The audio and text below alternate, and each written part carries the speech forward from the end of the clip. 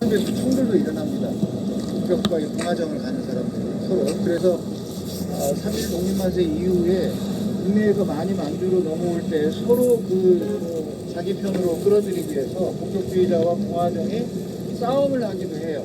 그게 소설 아리랑에서 작가가 놓치지 않고 그거를 방대근의 이 공화정과 그 다음에 이 전도기의 본격주의의 이 송수익을 포함한 방대근이 이제 공화정을 가는 거고, 소설 속의 가상인물대로 실제 인물인 전도기가 등장을 하는데 거기가 본격주의 의군부로 따로 떨어져 나가기도 해요. 이렇게 충돌을 많이 하고 서로 갈 길이 달랐기 때문에 골도 깊었고 그랬어요. 그런데 이 의암 유인석 선생 하면 그야말로 이 전황량에 우리가 소중화주의를 신봉으로 삼았던 사람이에요. 소중화주의란 게 뭐냐면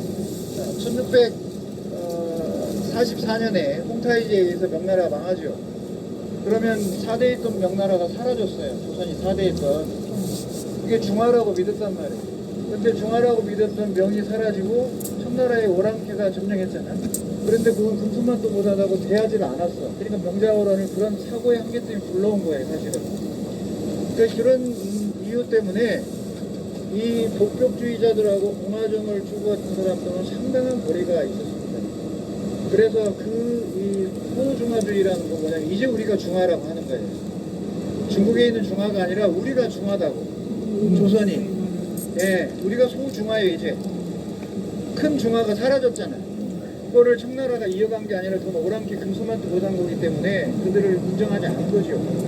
그래서 전쟁을 불러온 거예요. 그 생각 때문에. 그래서 이제 총에 의해서 야들은 오랑캐니까 그러면 이걸 누가 이어가야 되냐? 조선밖에 없다.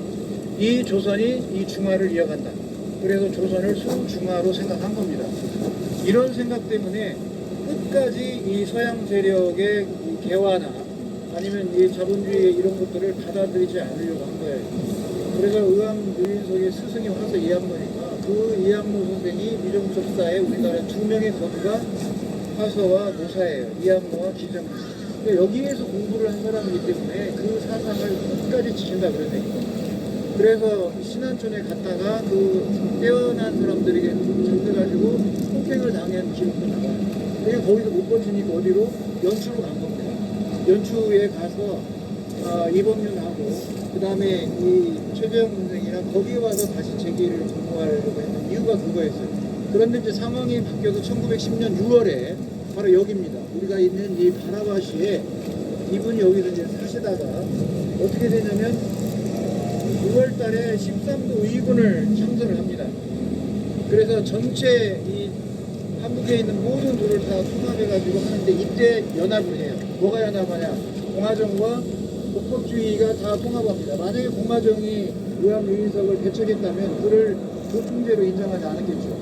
그런데 나라가 지금 이제 오늘 내일 망하게 생겼기 때문에 제가 판단할 때는 일단 전략적으로 제외를 하는 겁니다. 차후의 정치체를 어떻게 북쪽으로 가든 공화정 그건 차후 문제고 지금 나라가 넘어갈 상태잖아요. 그래서 6월에 여기에서 13도를 창설해서 총무대에 올라가게 됩니다. 그런데 그 부대를 6월에 결성을 해가지고 국내 침공작전을 펴려고 하는 순간에 8월 22일 날 이미 조인이 됐고 공표를 8월 29일 날 했단 말이에요. 그리고 경술련 1910년 8월 29일이 국질이잖아요. 근데 일주일 전에 이미 끝난 거예요. 그래서 이 연락을 받자마자 바로 이제 해산이 됩니다. 일제의 이 압력을 받은 러시아에서 그들의 지도자들을 체포해요. 그래서 체포해서 죽이는 게 아니고 우리가 알고 있는 어디 이르크츠크, 그 이르크츠크로 바로 유배를 보내는 거죠.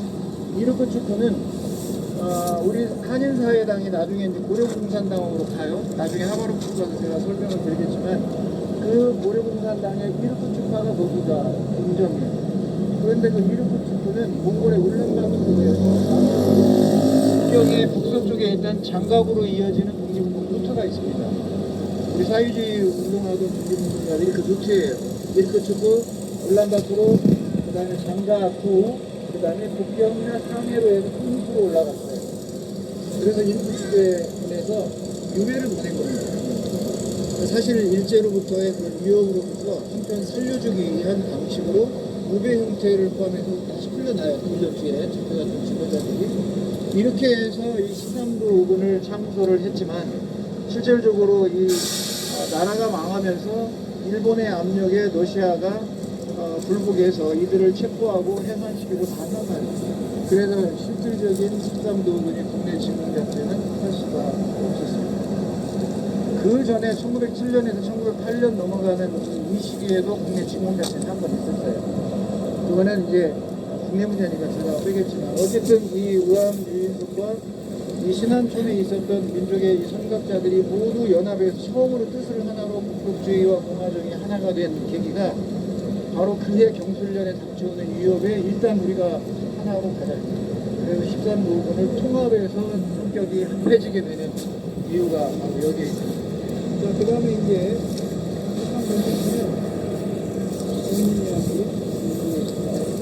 제가 얼마나 좀 얇으신지는 모르지만 223쪽에 보면 그 화장실을 밤에 여기 왔을 때 화장실인데요. 네, 컨테이너 박스인데 그걸 제가 찍어가지고 채찍패치한데 요거를 문단별로 다 번역을 좀 해봐라 그러고 이걸 어디 하나씩